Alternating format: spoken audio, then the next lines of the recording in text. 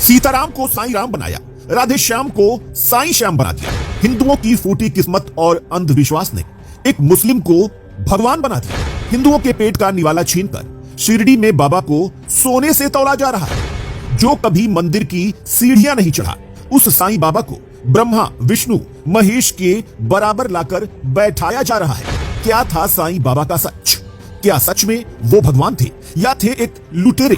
जानेंगे आज के वीडियो में, तो लास्ट तक पूरा जरूर देखिएगा, क्योंकि 3.5 मिनट के इस वीडियो में आपको बताने वाले हैं वो सच्चाई जिसे सुनने के बाद आपके रोंगटे खड़े हो जाएंगे।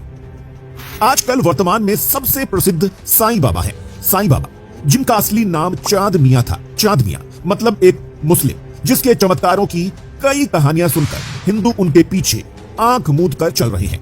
हिंदू भेड़ बकरियों की तरह शिरडी आ रहे हैं और सोच रहे हैं कि उनके चमत्कारों से उनकी इच्छाएं पूरी होंगी। दुख की बात यह है कि वे गीता में भगवान कृष्ण के संदेश को भी भूल गए और मुसलमान की कब्र को पूज रहे हैं। दोस्तों, दान दक्षिणा और चढ़ावे जब लालच के चरम को छूते हैं तो व्यापारिक रूप धरते हैं। शिरडी के साईं बाबा को लेकर मचे घमासान भी कुछ ऐसे ही दृश्य पेश कर रहे हैं। दरअसल साईं बाबा जब तक सिर्फ बाबा, फकीर और संत थे तब तक कोई विवाद नहीं था, मगर कब तक ना होता। साईं के ठेकेदारों ने ऊंची छलांग मारी और उन्हें फकीरी से उठाकर सीधा सनातन के शिखर पर स्थित ब्रह्मा विष्णु और महेश के समकक्ष लाकर खड़ा कर दिया।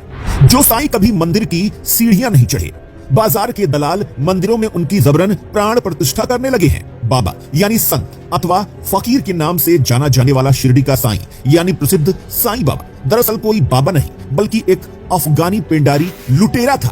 उसका असली नाम था चांद मियां, जो बहरुद्दीन का बेटा था। वही बहरुद्दीन जो अफगानी पिंडारी लुटेरों के एक कबीले का कुख्यात सरदार था, जिसने झांसी की रानी लक्ष्मीबाई को हराने में अंग्रेजों की मदद की थी। जब इन दगाबाज पिंडारियों को झांसी छोड़कर अन्यत्र जगह जगह छुपना पड़ा तो बहरुद्दीन महाराष्ट्र के अहमदनगर पहुंचा और एक तवायफ के घर रहने लगा। उस तवायफ से एक बेटी नाजनीन और बेटा चांद पैदा हुए। फिर बहरुद्दीन नाजनीन को उसकी मां के पास ही छोड़ चांद को लेकर अफगानिस्तान चला गया और वहां उसे जिहाद की शिक्षा दी, लूटपाट के गुर सिखाए और वापस फिर भारत लाकर भिखारियों के बीच छोड़ दिया। नन्हा चांद अब यहाँ भिखारियों के रूप में पिंडारी लुटेरों का मुखबिर था।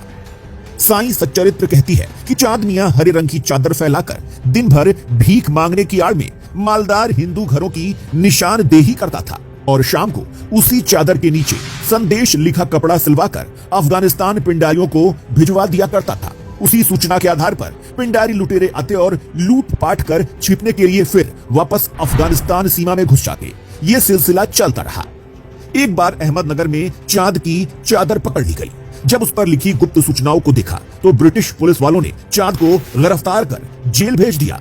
यहाँ पहली बार उसकी फोटो ली गई थी। उसके बाद चांद मियां शिरडी आया और यही उसने अल तकिया का ज्ञान लिया, फकीरी का रूप धरा और सुलेमानी मुसलमानों की मदद से सालों से वीरान पड़ी एक मस्जिद को अपना ठिकाना बना लिया और जानबूझकर उसका हिंदू नाम रखा द्वारका माई। गांव में एक विवाह समारोह के अवसर पर एक मंदिर के पुजारी महारसापति ने चांद मियां को आओ साईं कहकर बुलाया और तब से वो साईं के नाम से जाना जाने लगा। साईं बाबा एक धोखेबाज से ज्यादा कुछ नहीं थे, जो आध्यात्मिकता और धर्म के नाम पर लोगों को भ्रमित करते थे। आप बताइए, हमारे हिंदू धर्म में साईं बाबा का क्या योगदान है? जवाब होगा कुछ नहीं। गौर से देखा जाए तो हिंदुओं के लगभग सभी मंदिरों में साईं की मूर्ति स्थापित होती है। धीरे धीरे हम अपने राम और कृष्ण को भूलते जा रहे हैं। हम साईं मंदिरों में हर गुरुवार को भारी भीड़ देख सकते हैं, जबकि ये दिन विष्णु भगवान का है। साईं सच्चरित्र अध्याय 38 में लिखा है कि साईं बाबा न केवल मांस खाते थे बल्कि उन्हें अपने अंध अनुयायियों को भी मांस खाने के लिए प्रोत्साहित किया। वो नियमित रूप से अपने मस्जिद में अपने अनुयायियों को मांस परोसता था। अब खुद सोचिए, भोजन के लिए निर्दोष जानवरों की हत्या करने वाले को भगवान के रूप में कैसे पूजा जा सकता है? इसके अलावा साईं बाबा एक मुस्लिम चरमपंथी थे। साईं सच्चरित्र के अध्याय 4 में लिखा है कि साईं ने कभी भी सबका मालिक एक नहीं कहा। साईं बाबा हमेशा कहते थे सबका मालिक अल्लाह।